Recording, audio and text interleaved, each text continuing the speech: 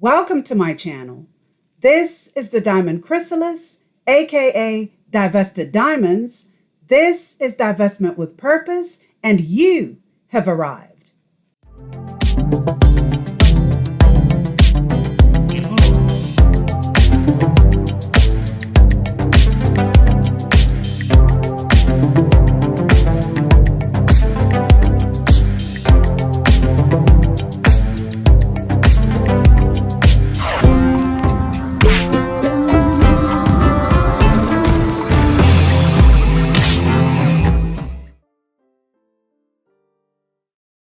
Greetings and salutations, ladies. Thank you so much for joining me. Thanks for being here today.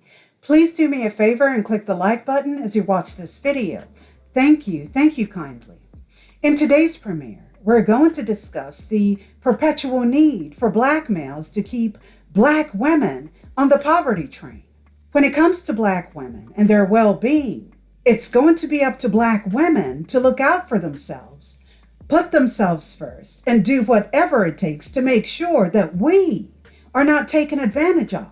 The only way that things will ever change for Black women in regards to being used for our resources is by recognizing that we too have standards. We don't have to accept less, and it's okay to state and create boundaries based on those standards. The fact that Black males expect Black women to accept them at their lowest is something that has been sold to Black women since the beginning of time. The notion that your loyalty to Black males or the so-called community must always come at the expense of your happiness and the ability to accept struggle love while settling for less is something that's been pushed and repackaged for Black women's consumption over and over again.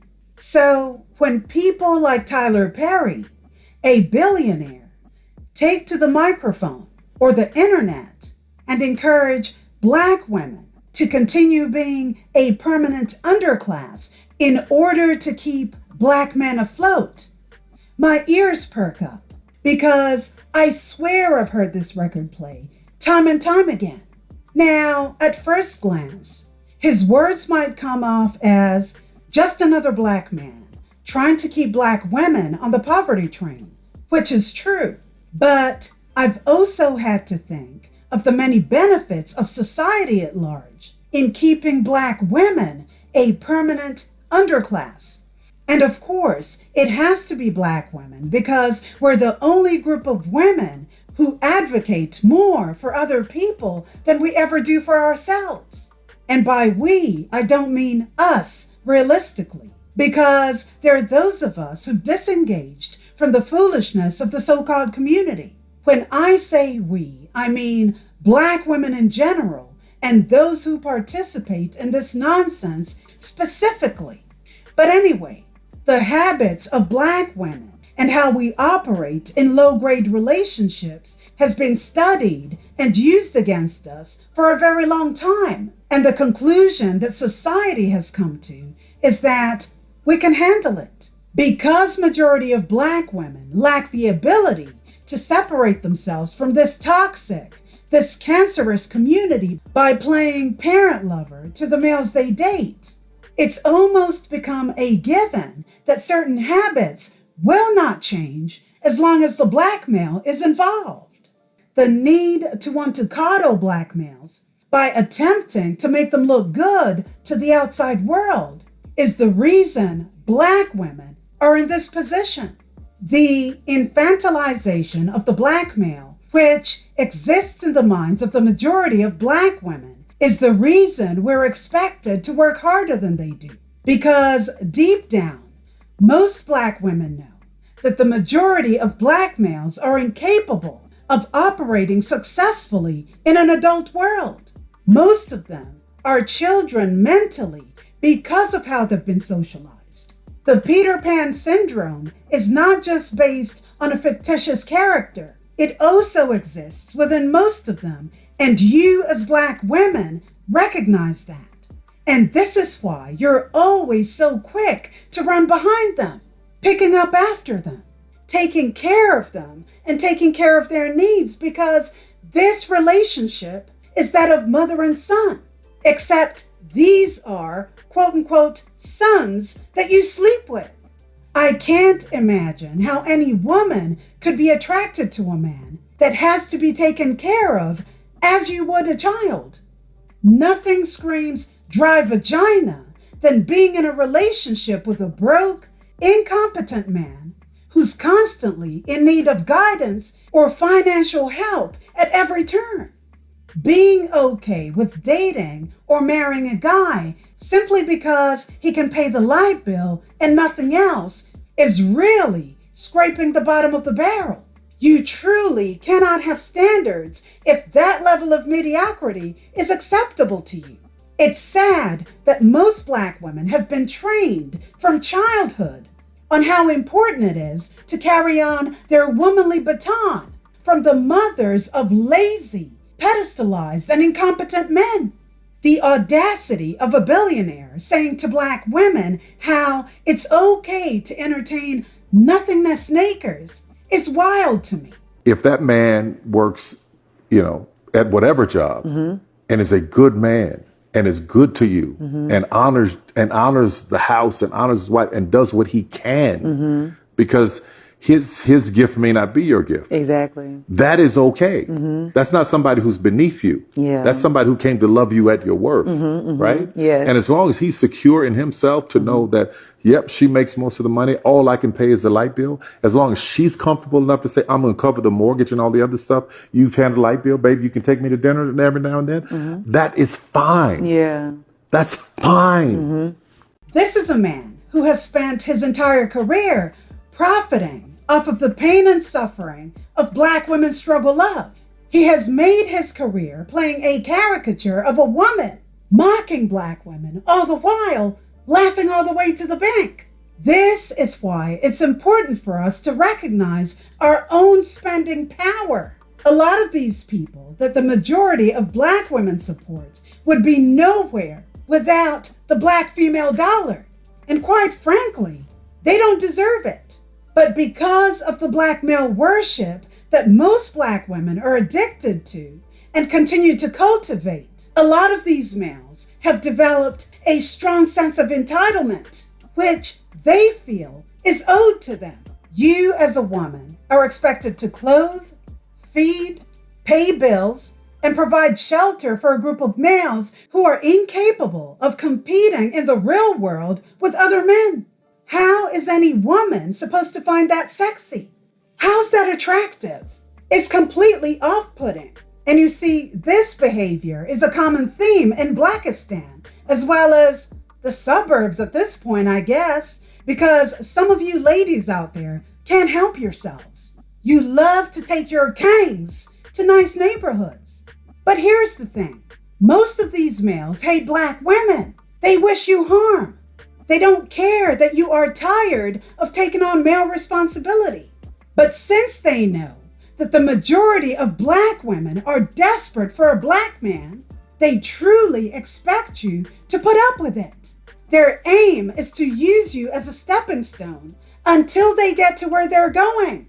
Well, that actually depends on whether or not they have the ambition to get off your couch and move out of your house. Please say no to loser males. Don't entertain them. And don't take advice from out-of-touch males who've made money off of playing the many Blackistani stereotypes of Black women. The best way to deal with such individuals is by withdrawing your support from any of their projects or anything that they produce. I strongly believe that people like him are working for other entities to keep Black women down. You have Oprah and The Rock begging for money from regular people to help out with what's going on in Maui. And there's nothing wrong with that, okay? Those people genuinely need the help. But it's not until you realize, it's not until you really think about who's asking you for this help. A millionaire and billionaire who appear to be doing this for their own personal gain. It's bad optics. We were so concerned about what was happening in Maui that we were texting back and forth and I read this article that Dolly Parton had given money in her community, and I said, I think this is the answer. You said, I think that's the answer. I said, I love it. And so we have created the People's Fund of Maui that will put money directly in the hands of the people who need it right now. So if you send a donation, just click where you see below and send a donation. That money is going to go to one of many residents who have been displaced in Maui. We guarantee. That's right. And I know a lot of people out there, as Oprah and I have been finding, are just having a hard time trusting where the money goes. What organizations should I send money to? How can I help? In this case, the fund that we created with a lot of hard work from a lot of hardworking people who all care about these people of Maui. As Oprah was saying, it is a clean, direct from you directly to their hands, and right away with some real immediacy, because as we're finding, as you guys around the world know, with disasters like this, the number one need is money. Is money. In hand. And so people being able to have their own agency, being able to make decisions for themselves about what they need and what their family needs, that's our goal, is to get that to the people now. And so we appreciate any support that you can give. All the people who were calling me and texting me and messaging me and saying, what do I do? What do I do? This is what you do. The People's Fund of Maui. While the plea itself wasn't specifically targeted towards Black women alone, a blackface was used to entice donations. And I hope we can all appreciate and understand the psychology behind that kind of imagery. The tribalistic intuition that lies behind the familiarity of tragedy among regular people, and the need to give based on our own experiences and understanding of adversity. Those who are less fortunate were going to donate to this cause regardless of their plea. When it really comes down to it, it's regular, non-celebrity people who donate the most with the little they have, while celebrities attach their names to these causes that they don't even care about for their own social credit score. Not too long ago, there was a conversation between Ms. Iyanla and Ebony K. Williams about whether or not she would date a bus driver. And we all saw how that conversation went. Most Black males and the pick-me community were so angry with Ebony for having standards. Most people in the so-called community do not think that Black women are deserving of anything nice. And this is why, when it comes to relationships, they are always moving the goalpost and shaming Black women for wanting more. Tiffany Haddish was said to be working on a series that will investigate successful women who are involved in romantic relationships with men who are homeless. Why? Why do they keep doing this? Why are they pushing for Black women to continue being at the bottom? Why? What is so enticing about performing such acts of charity for a man that you're supposed to be romantically linked to? Why is this a thing? Bet those women are Black too, because most other women wouldn't tolerate this. And then she tries to justify this nonsense by saying how she was once homeless and found that there was a lot of stigma attached to it. I mean, sure, nobody wants to be homeless, but there are so many reasons why a lot of people find themselves in that position. Money mismanagement, mental health issues, drugs, unemployment, poor relationship management, etc., etc. Why would anyone make it their mission to date someone in this position? At this point, I think that Tiffany is just desperate for the limelight because she fumbled the bag with those child essay allegations. This is not a good look. It's just embarrassing and desperate. It's just sad. The fact that she thought that this was a good idea in the first place is absolutely insane. You know, we're so used to being conditioned to appreciate life through the lens of adversity. There's a false sense of wokeness and security when it comes to being able to put up with shit so as to be labeled wise, strong, or capable, when really all it does is keep you in a permanent state of servitude. Tyler Perry is no different from your average Dusty when it comes to his mindset. Tyrone Perry has done exactly what Pookie and Ray Ray have always done, which is create a baby mama after wasting a woman's time. Even money couldn't save the inevitable. It's literally in their DNA to create single-parent homes and then bitch about it later. Perry had been dating his long-term Ethiopian girlfriend, Galila Bekele, from 2007, had a baby with her in 2014, and then split up in 2020. He clearly had no intention of marrying that woman, and of course, we're not blind. We've all heard the rumors about him allegedly playing for the other team.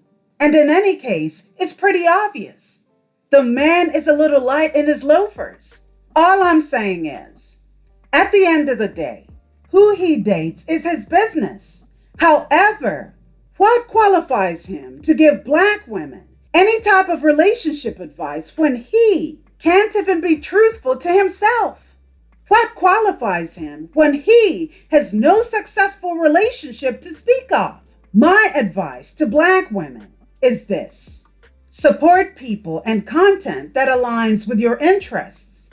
Love yourselves enough to maintain your relationship standards by staying away from so-called relationship gurus or so-called celebrities whose advice is harmful and only stands to line their own pockets. Most relationship gurus are single, and majority have never had successful relationships their entire lives, be it romantic or otherwise. If he's allowed to continue selling Black women the benefits of struggle love, it increases his net worth through these mediocre movies he makes. I still believe he's operating as part of a big scheme to continue putting a certain demographic of Black women in a perpetual state of poverty. Why? Because it benefits Black men and it benefits society at large. And in case you haven't noticed, the Black woman's pain and suffering is very profitable. And part of this is Black women's fault. It matters how deep most have been indoctrinated, yes, but at some point, you will need to realize this and snap out of it. Most Black women are willing to make concessions for Black males if there's a willingness to continue taking in strays, convicts, derelict males with nothing to offer but the deed. Why stop the show now? If low-grade males understand that they can seek refuge in the arms and pockets of willing participants, aka desperate women, why would they alter their ways? If Black women are allowing it to happen, why wouldn't people like Tyrone Perry keep the dream alive? He's profiting off of it with your support and consent. So why not? Tell me, when was the last time love paid the bills? How does it feel to be milked and fleeced by a male while allowing him to live under your roof as he expects you to respect his authority simply because he's, quote unquote, a man? How is what Tyrone Perry said not tantamount to what this woman says in the following video? Let's take a listen. The men who are being squeezed out of the marriage market, what does Mother Nature do to them to help them find a mate? Raises their testosterone, makes them more hypersexual, makes them more aggressive, actually raises crime rates. Monogamy is good for humans because it's good for cultures and societies. The more monogamy you have, the lower the crime rate. Here's why.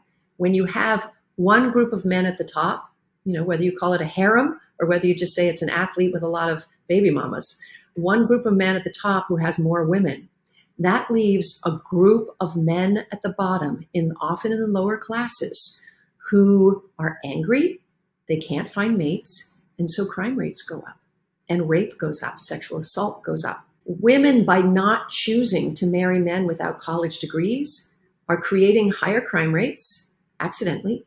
They are creating unstable, unsafe society.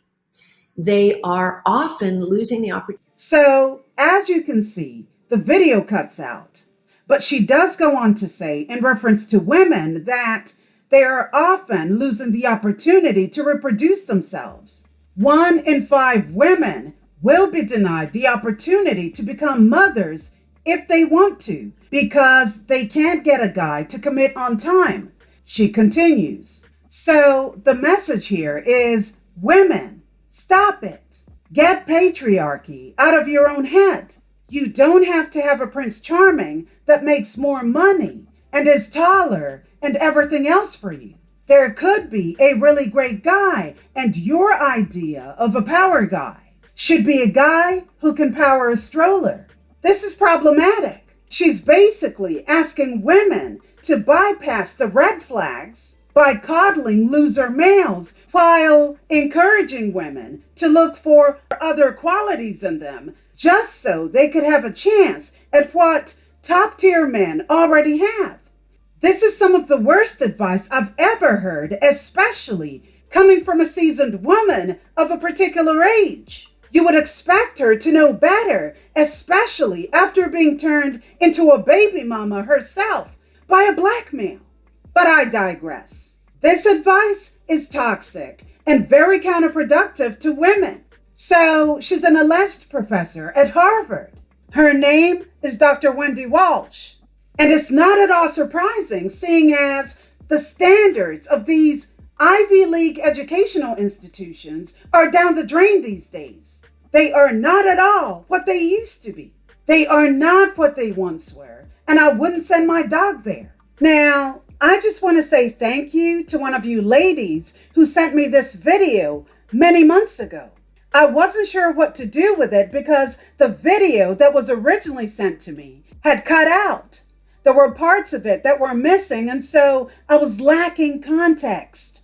But anyway, I went on to TikTok, and lo and behold, I found it. Unfortunately, I couldn't use that video because it contained music which I'm sure has copyright restrictions on it. So what she's basically saying here is, if educated women don't take in strays, if they don't take in the bottom of the barrel who are shunned by society, and we all know who she's referring to, right? It's apparently women's fault when things go to shit.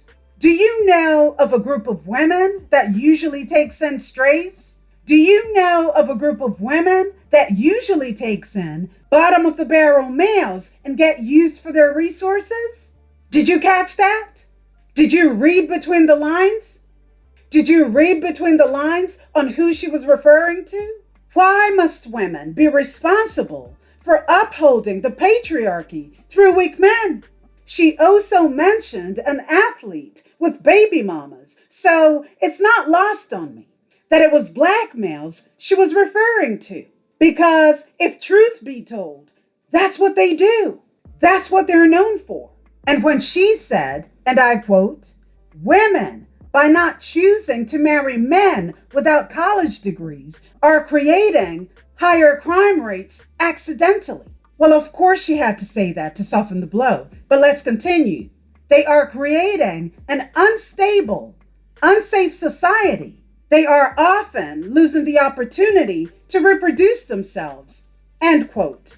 Well, actually, men are the ones who are mostly concerned about continuous breeding of mankind and repopulation because human beings are a means to an end for those running the patriarchal machine. The need to, quote unquote, reproduce themselves can be more aligned with males than females. You see, women are socialized to believe that marriage and childbearing are what completes them. This standard was not set by women, but because this indoctrination is one that's been passed on and pushed onto women for centuries, leaving most of them insecure. Most women feel, consciously or subconsciously, that this is what they're supposed to do. They go through the motions without questioning why. Now look, there's nothing wrong with being married, and there's nothing wrong with having children. However, if you go through life doing things because that's how it's supposed to be, that's not reason enough to do anything. Your critical thinking skills are off. Life is for the living. You will rest when you're dead. In the meantime, learn to cater to yourself first, and not just to the world around you. If you cater to the world first while putting yourself on the back burner, you will get lost in the sauce, and that's how misery and depression sets in. Be the nucleus of your own existence. Most men are looking to have a miniature version of themselves so they could boast to other men about their accomplishments. By renaming their sons after themselves, in most cases, they hope for the chance to exist through their son's representation long after they're gone. This pushes their sons to continue their legacy. It's more of an ego boost and a worldly reminder to future generations that they too existed.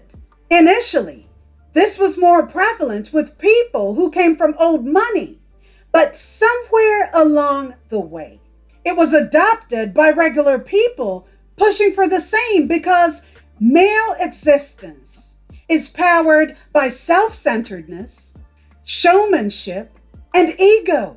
Most men live to impress other men, not women. And that's because they're in competition with each other to see who would do better. Even Pookie and Ray Ray do the same, except on a lower level. I mean, you have poor, unproductive males calling their children Cleopas Earl Williams II or the Third. Humor me this. What legacy have you passed down to be able to replicate yourself so many times? It's an absolute joke. It's an embarrassment, because the only thing that's passed down to those kids is dust. Women are utilized only as a resource because we birth nations, and they can't reproduce their own likeness without a womb. That's something that women have that men don't. And you wonder why most of them are jealous? If they could exist without us, we'd be eradicated already. Our very existence is an annoyance to them. That is why most laws do not favor women. It's funny how there's always the expectation for women to treat men with kitty gloves all the way through their adulthood. Remember what I said about power? That part. For you to get your needs met, in most cases, you have to be an actress, lower your standards, behave childlike, aka femininity, and sometimes lower your vibration by being agreeable to things that, in the long run, don't even benefit you as a person. Where was her speech about males being able to control themselves by being less violent? Nowhere, because women are expected to acquiesce to the brutality and aggression of men by forced courtesy. It's interesting that when lower tier men are angry due to the fact that they cannot compete with other men, their expected response from women is yes, by way of coercive negotiation. You instantly have to operate from a place of low vibration just to keep the peace. Sounds abusive to me. And women, but especially black women, do not owe Tyrone a damn thing. Ladies, keep divesting, save your own lives, and get strapped. Check your state laws for what you're legally allowed to carry. There's a storm brewing, and you've got to be prepared. On that note, what are your thoughts on what's been discussed here today? Please leave your thoughts and comments down below. Don't forget to like, share, and subscribe to the channel. And remember, ladies, it's not your responsibility to take care of males who are incapable of taking care of themselves. Please don't give your womb to dust buckets. And please, please, please, Do not entertain undesirables simply because society expects you to. Thank you so much for watching. This is the Diamond Chrysalis. Divest like a butterfly, and I'll see you next time. Bye, diamonds.